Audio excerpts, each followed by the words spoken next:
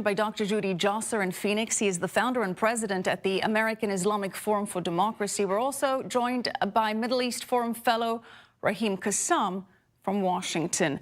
Dr. Josser, let's start with you. The administration's counterterrorism strategy really emphasizing combating radical Islamic terrorist groups and Islamic ideology. Now, this is a significant departure from the Obama administration, which aimed to de-emphasize the threat of Islamic terror. What do you think of the strategy? Well, I think it's refreshing. It's really the story that unfortunately got buried by the Supreme Court issue this week. But at the end of the day, this is a huge shift from the 2011 Obama strategy that our entire Muslim reform movement criticized in a major paper that we released right after their strategy in July 2011, in which we said they used the word ideology but never mentioned Islamism, never mentioned jihad, never mentioned the common thread.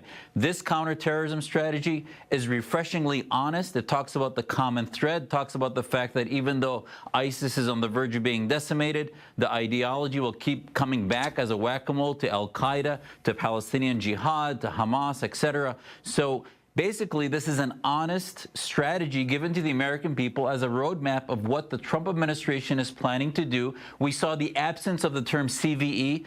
Thank God, countering violent extremism, which meant nothing. Now they talk about terrorism prevention, and they're talking about Islamism and the threat of ideology. And hopefully now the next step, this is a healthy start, the next step will be engaging Muslim reformers who can help in an offense rather than simply defense. Rahim, would you agree that it's essential to highlight the Islamic jihadist ideology behind terrorism? Because unless you can acknowledge what the threat is and what the source of the threat is, you can't really fight it.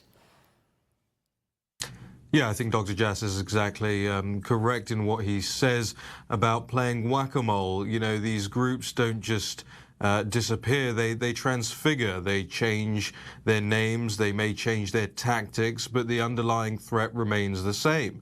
These are radical Islamist supremacist movements that we're dealing with here, and what I particularly enjoyed seeing in this new counterterrorism strategy was a broadening, not just focusing on the sort of traditional Islamic terrorist groups as we've known them across the world, but actually broadening that. They've included new groups in Pakistan, for example, and also, as you mentioned in your package, the stress on Iran here, which John Bolton called the central banker of global terrorism and terror finance, I believe, and that's an incredibly important thing. You know, this is President Trump and his administration once again delivering on a major campaign promise.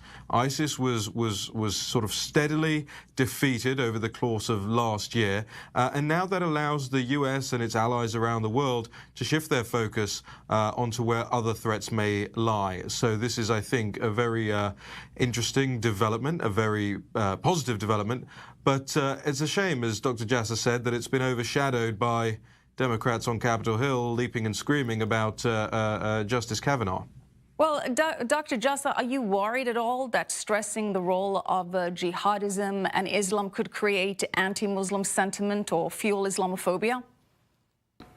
Absolutely not. I mean, actually, the establishment over at The Atlantic responded and said this is actually a minimal change. They tried to say that it was hardly any movement at the needle and that they really continued the same policy. I think that tells you that when you're honest about jihadism and Islamism, the folks who are experts in this realize there's not much to say other than to deal with the truth. And I think there's nothing more anti-Islamic or anti-Muslim than lying to America and treating Muslims as children rather than as adults, and actually then generalizing that we're all either peaceful or we're all either radical. Somewhere in the middle is the truth. And when you deal with it as truthful and as adults, actually it becomes much more honest, and you engage Muslims as a solution rather than simply ignoring them because you're worried about political correctness and the grievance groups like the Council on American Islamic Relations and other Islamists that are now surely going to read this and wither away.